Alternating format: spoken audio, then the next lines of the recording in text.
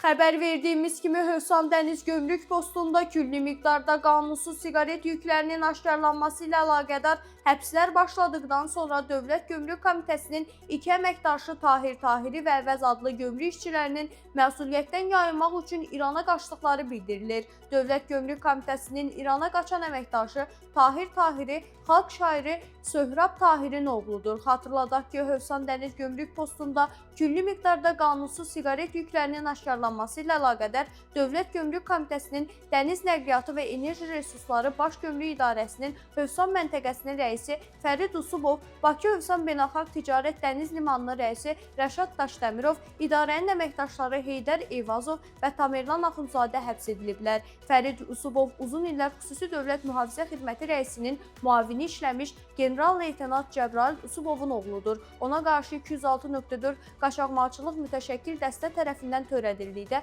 213.1.2.2, 213.1.2.3-cü aksiz markası ilə markalanmalı olan malları belə marka olmadan və məcburi nişanlama ilə nişanlamalı olan malları nişanlamadan satma, satış məqsədi ilə saxlama, istehsal binasının hüquqlarının kənara çıxma və ya idxal etmə, habelə belə malların nağd qaydada alqı-satqısı təkrar törədildikdə 308.2 vəzifə səlahiyyətlərindən sui-istifadə ilə ittiham elan olunub.